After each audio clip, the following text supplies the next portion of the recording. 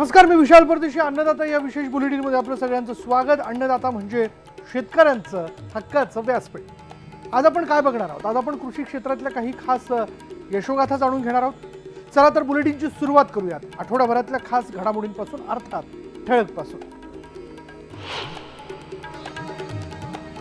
यंदा भारताचं गहू उत्पादन 10 कोटी टनांच्या पुढे जाण्याचा अंदाज केंद्रीय कृषी मंत्री कृषी आयुक्त एस.के. मल्होत्रा यांनी वर्तवलाय. तेलबियांचं उत्पादन 3 कोटी टन होण्याचा अंदाज आहे, तर कडधान्यांच्या उत्पादनातही यंदा वाढ होणार आहे. कडधान्याचं उत्पादन 2.5 कोटी टन होण्याची शक्यता आहे. येत्या हंगामात सरकार तेलबियांच्या लागवडीला प्रोत्साहन देण्याचा विचार करते. सध्या देशात दरवर्षी 70,000 कोटी रुपयांच्या खाद्यतेलाची आयात करावी लागते. देशभरातल्या पोल्ट्री उद्योजकांनी केंद्र सरकारकडे केलेल्या मका आयातीच्या मागणीकडे केंद्र सरकार सकारात्मक दृष्टीने पाहत आहे. राज्य सरकारांच्या माध्यमातून MMTC मका आयात करण्याची शक्यता वर्तवली जाते आणि यावर आयात शुल्क कमीत कमी आकारलं जाईल किंवा हटवलं जाऊ शकतं. यंदाच्या हंगामात अमेरिकन लष्करी अळीच्या प्रादुर्भावामुळे आणि हवामानातल्या बदलामुळे मक्याचं उत्पादन मोठ्या प्रमाणात घटलं आणि त्यामुळे मक्याची आयात करण्याची वेळ आली. येणाऱ्या ऊस हंगामात अर्थात हंगाम 2019-20 मध्ये भारताचं साखर उत्पादन अंदाजे 300 लाख टनांपेक्षा कमी होण्याची शक्यता वर्तवण्यात येते. पुढील वर्ष सलग दुसरं वर्ष ऊसाचं उत्पादन घटणार आहे. महाराष्ट्राच्या मोठ्या भागात दुष्काळ पडल्यानं यंदा ऊसाचं उत्पादन घटणार आहे. पुढील वर्षी ऊसाचं क्षेत्रही घटणार आहे आणि त्यामुळे येणाऱ्या हंगामात ऊस उत्पादक आणि साखर उत्पादकांचे दिवस चांगले येण्याची शक्यता वर्तवण्यात येते. CCIने यंदा 8.5 लाख गाठी कापसाची खरेदी पूर्ण केली. हंगामात CCI 15 लाख गाठी कापसाची खरेदी करणार आहे. यंदा कापसाचं उत्पादन घटलंय, पण त्याचवेळी जागतिक बाजारात मंदीचं वातावरण असल्यानं कापसाचे भाव घसरण्याची शक्यता वर्तवण्यात येते. त्याचा फटका भारतातल्या कापूस उत्पादकांना बसणार आहे. पश्चिम बंगाल, बिहार आणि उत्तर प्रदेशमध्ये यंदा बटाट्याचं विक्रमी उत्पादन हाती येऊ लागलंय. त्याचा परिणाम देशातल्या बटाटा मार्केटवर होऊ लागलाय. शीतगृहांमध्ये बटाटे साठवण्यासाठी जागा नसल्यानं शेतकऱ्यांना बटाटा विकावा लागतोय. पर्यायानं बटाट्याचे बाजारभाव घसरू लागलेत. बंगालच्या मार्केटमध्ये बटाटा जवळपास 2 ते 3 रुपये किलोवर पोहोचला आणि त्यापाठोपाठ उत्तर प्रदेश आणि बिहार या बटाटा उत्पादक भागातही उत्पादन जास्त असल्यानं बटाटा उत्पादकांची अवस्था कांदा उत्पादकांसारखी होण्याची भीती कृषी व्यापार उद्योगातून वर्तवली जाते. शेतकऱ्यांची थकीत न देणाऱ्या साखर कारखान्यांवर कारवाई करण्याचे निर्देश केंद्रीय अन्नमंत्री रामविलास पासवान यांनी दिलेत. पासवान यांनी साखर उत्पादक राज्यांच्या सर्व मुख्यमंत्र्यांना थकीत ऊस बिल प्रकरणी कारवाई करावी यासाठी पत्र लिहिलं आहे. यामध्ये उत्तर प्रदेश, महाराष्ट्र, कर्नाटक, तामिळनाडू, बिहार, पंजाब, गुजरात राज्यांचा समावेश आहे. केंद्र सरकारनं थकीत बिलं कारखान्यांना भेटण्यासाठी योग्य त्या कार्यवाही केल्या आहेत आणि आता राज्य सरकारनं आणि त्याचबरोबर कारखाने यांनी शेतकऱ्याचे पैसे देऊन टाकावेत अशी केंद्राची धडपड सुरू आहे. भारत सरकार कडधान्यांच्या शेतीला प्रोत्साहन मिळावं म्हणून मोठ्या प्रमाणात हमीभाव देत आहे, पण या हमीभावाच्या धोरणाला अमेरिका आणि कॅनडा यांनी विरोध केला. याबाबत दोन्ही देश जागतिक व्यापार संघटनेच्या अधिवेशनात विरोध करणार आहेत. भारतात गेल्या काही वर्षांपासून कडधान्यांच्या शेतीला आणि पिकांना प्रोत्साहन दिलं जात आहे. तेव्हापासून कडधान्यांची आयात कमी झाल्यानं या दोन्ही देशांचा कडधान्य व्यवसाय, विक्री व्यवसाय अडचणीत येण्याची शक्यता वर्तवण्यात येते.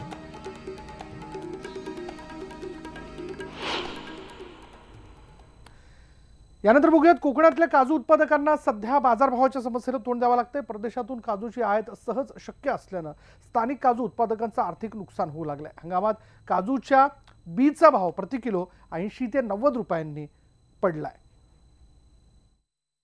काजू शेती आणि काजूवर प्रक्रिया करणारा उद्योग हा कोकणातला एक मुख्य व्यवसाय आहे. पारंपरिक शेतीला काजू शेतीची जोड दिल्यानं हा व्यवसाय कोकणामध्ये चांगलाच बहरलाय. पण या व्यवसायाला सध्या परदेशातून कमी किमतीत आयात होणाऱ्या काजूसोबत स्पर्धा करावी लागतीये आणि त्यामुळे काजू बीचे भाव सध्या घसरू लागलेत. सध्या कोकणामध्ये चांगल्या काजू बीचा बाजारभाव प्रति किलो 100 ते 120 इतका आहे, तर गेल्या वर्षीच्या तुलनेत तो 80 रुपयांनी कमी आहे. दर फार कमी मिळणार आहे त्यामुळे काजू बीला हा फार तोटा होतोय शेतकऱ्यांचा. त्याच्यामुळे व्यापाऱ्यांचा फायदा काही होत नाही याच्यात. व्यापाऱ्याला शेवटी कसं आहे की काही दर झाला तरी जे मार्जिन आहे तेच मिळणार आहे. त्यामुळे त्याच्यात व्यापाऱ्याचा पण फायदा कुठल्याही प्रकारचा नसतो. व्यापाऱ्याची 100 रुपये किलो बी झाली तरी 2 रुपये किलोलाच भेटणार. 170 रुपये झाली तरी 2 रुपयात मिळणार आहे. हापूसची शेती काही वर्षांपासून संकटात आहे. अशातच आता काजूची शेती देखील बाजारभाव घसरण्याच्या समस्येनं त्रस्त झाल्यानं कोकणातला बागायतदार आणि स्थानिक काजू उद्योजकही त्रस्त झालाय. 2013-14 आम्हाला सरासरी काजूचा रेट 500 ते 550 रुपये मिळत होता आणि तो आत्ता आमचा 700 ते 750 रुपये मिळतो. साधारण 1.5पटच काजू गराचा रेट वाढला. त्यामुळं आज काजू प्रक्रिया उद्योजक पूर्णपणे तोट्यात चालतात. काजू प्रक्रिया उद्योगामध्ये कोकणात किंवा आपल्या ह्या सर्व भागात म्हटलं तर हा पूर्ण रोजगार उपलब्ध करून देणारा उद्योग आहे. जास्त प्रमाणात रोजगार ह्याच्यात उपलब्ध होतो, कारण हा मॅन्युअली चालणारा उद्योग आहे.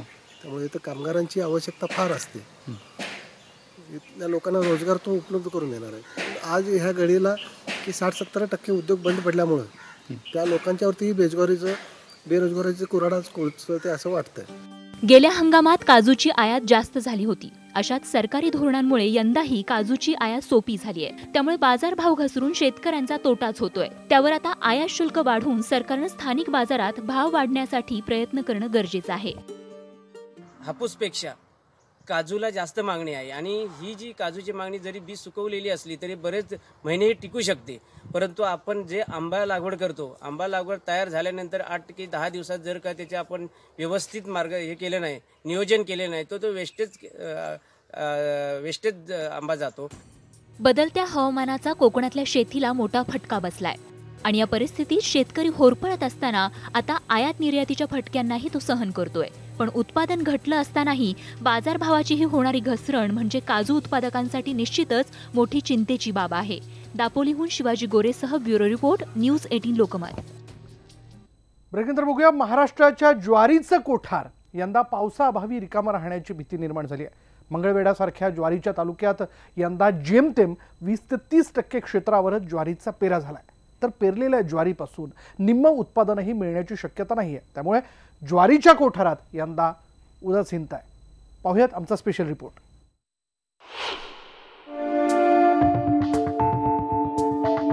कुरड्याच्या काळात ज्वारीच्या कोठारात फेरफटका मारत असताना न्यूज 18 लोकमतच्या टीम समोर एक भयान वास्तव समोर आलंय. मंगळवेढा या ज्वारीचं कोठार असलेल्या तालुक्यात यंदा ज्वारीचं क्षेत्र तब्बल 60% घटल्याचं आढळून आलंय. ज्या शेतकऱ्यांनी ज्वारी पेरली त्यांना अपुऱ्या पावसाचा आणि त्यानंतर पाणी टंचाईच्या संकटाला सामोरं जावं लागतंय. परिणामी यंदा ज्वारीचं कोठार रिकामं राहण्याची भीती इथल्या जिरायती शेतकऱ्याला वाटू लागली आहे. हे गेल्या वर्षीच्या तुलनेत यंदा पाऊस असता तर हे 5-7 फूट उंची गेलं असतं, उगवण चांगली झाली असती. आता हे सगळ्या आकारानं सगळंच लहान आहे आणि यंदा गेल्या वर्षीच्या फारच कमी उत्पादन निघाल. ते बी 45 दिवसापूर्वी याला एकच पाणी फिरवलं. याला पूर्वीपासून उन्हाळ्यापासून नांगरणे, पाळी पेरणे याचा सगळा 10-12 हजार खर्च येतोय. यंदा ती खर्च निघत नाही. ते बी एक पाणी मिळलंय म्हणून एवढं तर पीक आलंय, नाहीतर पीक ही जळून जात होतं. आता शेतकऱ्यानं काय करायचं? निसर्गाशिवाय आता काय करायचं? सरकार आता दिल तवा खरं, सरकारचं काय खरं नाही. हातात मिळण्याशिवाय काय खरं नाही. दरवर्षी डिसेंबर ते फेब्रुवारी दरम्यान या भागात हुरडा पार्ट्या चालतात. पण यंदा ज्वारीचं क्षेत्र नापेर राहिल्यानं हुरडा पार्ट्यांना देखील याचा फटका बसलाय. हुरडाच नाही तर ज्वारी देखील खायला मिळणं दुरापास्त होण्याची भीती शेतकरी व्यक्त करू लागलाय. त्यामुळे यंदा जनावरांना चारा कमीच मिळेल आणि जोंधळ्याच्या दाण्यांसाठी गोरगरिबांची परवड देखील होऊ शकते. महालक्ष्मीचा सण झाल्यावर मालकाबरोबर पेरणी केली, अशी उगवून पण ही जळली. आता ही पीक बरोबर फुलवऱ्यात आलं नाही. आता काय करायचं? आता जून महिन्यापर्यंत पावसाची वाट बघायला लागते. काय नाही, असंच मग कोरडं तोपर्यंत. आदिलशाहच्या काळात भीषण दुष्काळ पडला असताना संत दामाजी पंतांनी दुष्काळात ज्वारीची कोठार खुली केली. त्याच खुल्या मनाने ही मंगळवेढ्याची काळी कसदार जमीन भरघोस ज्वारीचं पीक देते. परंतु पावसानं पाठ फिरवल्यामुळं यावर्षी ज्वारी बघायला मिळत नाही. न्यूज 18 लोकमतच्या टीमनं ज्वारीच्या शिवारात जाऊन ज्वारी उत्पादकांच्या व्यथा जाणून घेतल्या. यंदा पाऊसच नसल्यानं काळी कसदार जमीनही कोरडी ठाक पडली आहे. तर पेरलेल्या ज्वारीचं बाटूक झालंय. त्यामुळे जनावरांना कडबा मिळणंही अवघड बनलंय. काही ठिकाणी क्षेत्र नापेर राहिलं, काही ठिकाणी ज्वारी जळून गेली, तर काही ठिकाणी लावलेली अर्धीच उगवली, म्हणजे उगवू शकली नाही. तशीच ही छोटी छोटी रोपं आपण बघतोय, ही सगळी ज्वारीची रोपं आहे. कधी पाऊस झाला की एका पावसात ही ज्वारी माणसापेक्षाही उंच वाढते, भरदार होते, दाणा भरतो. सध्याची ग्राउंड रिॲलिटी काय जाणून घेऊयात. आमचे प्रतिनिधी सागर सुरोसे आपल्याबरोबर आहेत. सागर, आता या सगळ्या जिल्ह्यामध्ये तू रिपोर्टिंग करतो आणि हा जिल्हा म्हणजे खास करून मंगळवेढा हे ज्वारीचं कोठार म्हणवलं जातं. ग्राउंड रिॲलिटी काय? ग्राउंड रिॲलिटी अशी आहे की जर मागच्या वर्षी ज्यावेळेस मी इथे आलो रिपोर्टिंगला, त्याच्या मागच्या वर्षी आलो त्यावेळेस मोठ्या प्रमाणात जे आहे ते ज्वारीचं क्षेत्र या ठिकाणी पाहायला मिळत होतं आणि पीक जे आहेत म्हणजे या ठिकाणी आपण उभारलोय, आपण दिसत पण नाही शेजारच्याला, इतकी अशी ही परिस्थिती आहे. पण आज अशी परिस्थिती आहे की हजारो हेक्टर जमीन जी आहे ती तुम्हाला ओस पडलेली दिसेल, इतका हा तफावत आहे. आणि ह्याचं एकच कारण आहे ते म्हणजे पावसाचा अभाव. कारण पाऊस नसल्यामुळे आज ही परिस्थिती मंगळवेढेकरांवरती ओढवलेली आहे विशाल. अन्यथा या ठिकाणी मोठ्या प्रमाणात जे आहे ते हिरवगार क्षेत्र आपल्याला ह्या दिवसामध्ये पाहायला मिळतं. मात्र यावर्षी रिॲलिटी तू देखील स्वतः पाहतोय या ठिकाणी. म्हणजे निसर्ग जसा फुलतो तसं लोकांचं येणं जाणं सुरू होतं.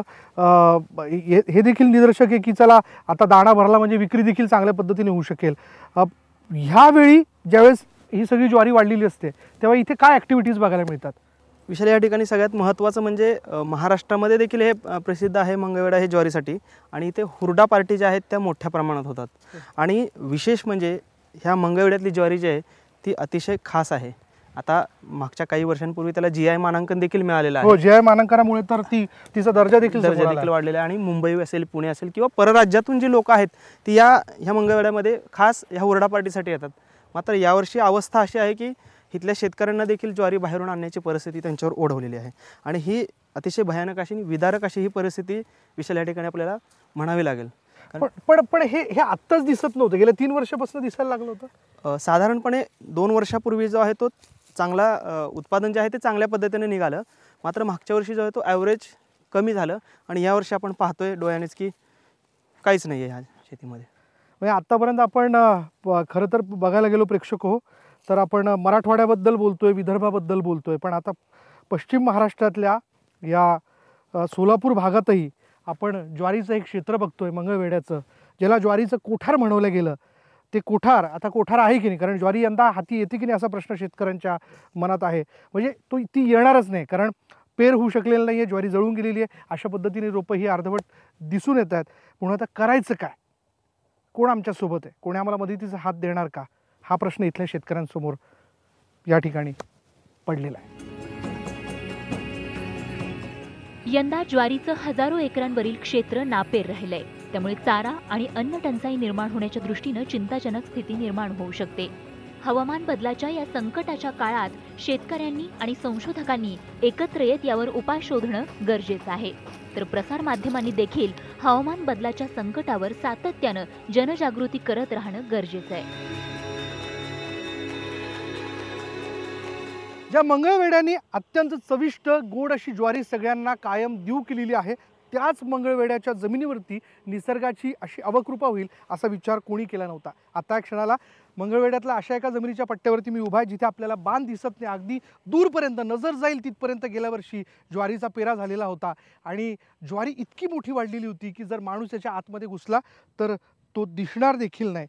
फुलोरा अगदी मोठा होता, त्यातले दाणे अगदी टपोरे होते. नाधोंच्या भाषेत जर सांगायचं झालं त्यांच्या कवितेप्रमाणे तर माझ्या चांदण्यांचे टपोरे दाणे ज्वारीचे, असं त्यांनी त्यांच्या निसर्ग कवितेत म्हटलेलं आहे. पण आज काय? आज मंगळवेढ्यातल्या म्हणजे दरवर्षी 54,000 हेक्टरवरती ज्वारीचा पेरा होत असतो. यंदा पाऊस नसल्या कारणाने साधारण 48,000 हेक्टर जमीन नापेर राहिलेली आहे. अशीच एक नापेर जमीन आत्ता या क्षणाला आपण बघतोय, ज्या जमिनीवरती ज्वारीचा पाऊस नसल्या कारणाने पेराच होऊ शकला नाही. हीच ती जमीन आहे गेल्या वर्षी ज्या ठिकाणी खरं तर पर्यटकांच्या उपस्थितीत हुरड्या पार्ट्या रंगल्या, छानपैकी वांग्याचं भरीत, चटणी, सोलापुरी भाकरी असा सगळा बेत रंगला. पण आता इथे काहीच बघायला मिळत नाही. इथे बघायला मिळतोय तो रखरखाट, ओसाड अशी ही सगळी जमीन. हीच ती जमीन आहे ज्या जमिनीने गेल्या वर्षी मोठ्या प्रमाणात ज्वारीच्या राशी शेतकऱ्यांच्या हाती देऊ केल्या होत्या. यंदा मात्र काय? यंदा शेतकऱ्यांची ओंजळ रिकामी आहे. व्हिडिओ जर्नलिस्ट रमेश भटसह विशाल परदेशी, न्यूज 18 लोकमत, मंगळवेढा. कोकणातला शेतकरी एक हंगामी शेती करतो, पण सध्या मोठ्या प्रमाणात तरुण मंडळी नव्यानं उन्हाळी शेती करण्याचा प्रयत्न करतात. रत्नागिरीच्या खेड तालुक्यात कृषी विभागानं अशा शेतकऱ्यांना गटाच्या माध्यमातून एकत्र केलंय. हे शेतकरी आता लाखोंचा नफा कमावण्यासाठी सज्ज झालेत. गट शेती आणि उन्हाळी पालेभाज्या आणि फळभाज्यांच्या शेतीनं अनेकांचं स्थलांतर थांबलंय. खेड तालुक्यातल्या चिंचघर गावात वर्षानुवर्ष केवळ भाताची शेती केली जायची, पण आज इथले शेतकरी गटशेतीच्या माध्यमातून नवनवीन पिकांच्या शेतीचे प्रयोग करू लागलेत.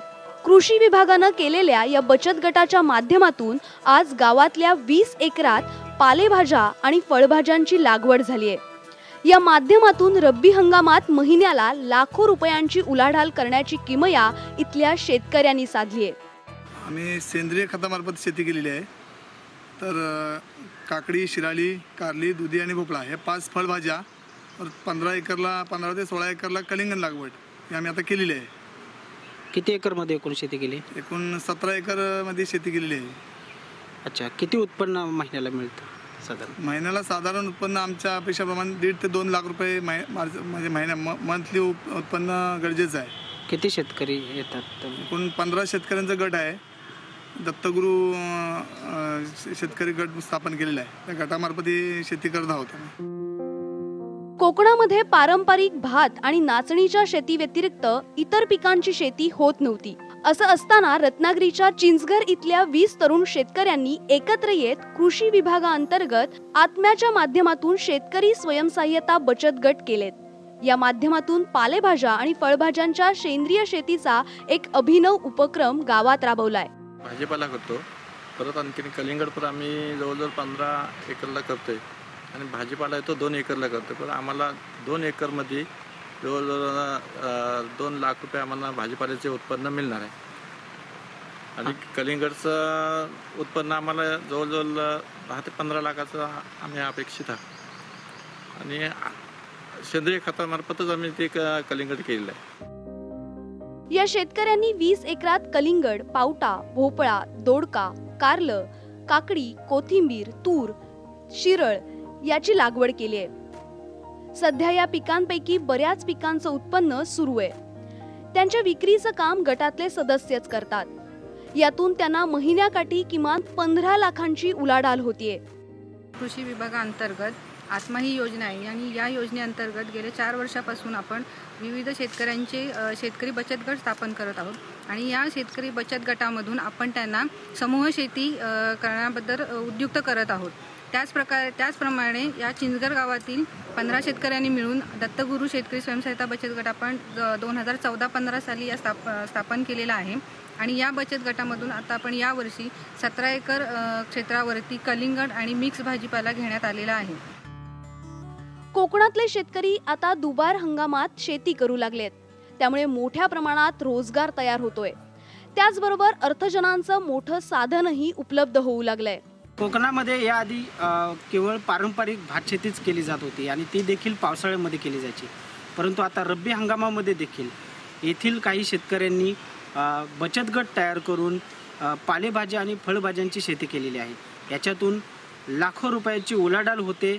गावोगावामध्ये तरुणांनी या शेतीच्या माध्यमातून त्यांची आर्थिक उन्नती करून घेतलेली आहे. गटशेतीच्या माध्यमातून शेतीमध्ये यश आल्यानं गावातल्या शेतकऱ्यांचा आत्मविश्वास वाढलाय. येणाऱ्या काळात शेतीचं क्षेत्र वाढवणं किंवा त्यामध्ये सेंद्रिय क्षेत्र वाढवण्याचा त्यांचा मानस आहे.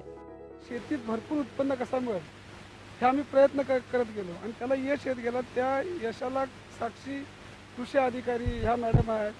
ह्या लोकांनी आम्हाला मार्गदर्शन करून आम्हाला जास्तीत जास्त कसं उत्पन्न घेता येईल. आता नाही म्हटलं तरी ह्या शेतीमध्ये अगदी कशी सीझनला ह्या 20-25 लाख रुपयाचा धंदा कसा पण होतो. म्हणजे 10-15 लाख रुपये मिळून जातात. असं आम्हाला भात शेतीत वगैरे मिळत नव्हते. आम्ही भात शेती करतो. म्हणजे ह्याच्यामध्ये आपल्या इथल्या शेतकऱ्यांनी, इथल्या तरुणांनी असं घ्यायला पाहिजे की मुंबईत जाऊन 5-7 रुपयात नोकरी करण्यापेक्षा इथलंच ह्या आपल्या लाल मातीमध्ये काहीतरी आपल्याला पिकवता येईल, आपल्याला काहीतरी घडवता येईल. तर इथं ह्या शेतीकडे वळून भरपूर काय साधण्यासारखं आहे, पण कष्ट करायला पाहिजे. यंदा हवामानातल्या बदलाचा फटका कोकणातल्या शेतीलाही बसलाय. पण खरीप पाठोपाठ रब्बी हंगामात थेट भाजीपाल्याची शेती करून चिंचघरच्या या शेतकरी गटानं चांगलीच आर्थिक भरारी घेतलीय. आत्मा अंतर्गत आपण गेल्या 4 ते 5 वर्षापासून 82 शेतकरी बचत गट स्थापन केलेले आहेत. त्यापैकी खरीप हंगामामध्ये सर्वच शेतकरी बचत गट शेती करत आहेत भाताची, आणि 20 ते 25 गट आहेत जे रब्बी हंगामामध्ये कलिंगड, भाजीपाला, भुईमूग ह्या प्रकारची शेती घेत आहेत. त्याच्यामधून त्यांना जवळजवळ 50 ते 60 लाखाची उलाढाल त्यांची रब्बीच्या हंगामामध्ये होत आहे. एकट्या खेड तालुक्यात आतापर्यंत असे 20 शेतकऱ्यांचे स्वयंसहाय्यता बचत गट तयार झाले आहेत. यामध्ये तब्बल 300 तरुण शेतकरी सामूहिक फळभाज्या आणि पालेभाज्यांची सेंद्रिय पद्धतीने शेती करतात. यातून तालुक्यात अंदाजे 3 ते 4 कोटींची उलाढाल करतायत. हे एवढं मोठं उलाढालीचं मॉडेल आता कोकणातून मुंबईला होणारं रोजगाराचं स्थलांतरण रोखण्यासाठी अतिशय उपयुक्त ठरणार आहे. ब्युरो रिपोर्ट चंद्रकांत बनकर, न्यूज 18 लोकमत, खेड, रत्नागिरी. यानंतर अन्नदाता या विशेष बुलेटिनमध्ये इथेच थांबणार आहोत. उद्या पुन्हा एकदा भेटूयात नवीन घडामोडी आणि यशोगाथांसह. पहा फक्त न्यूज 18 लोकमत.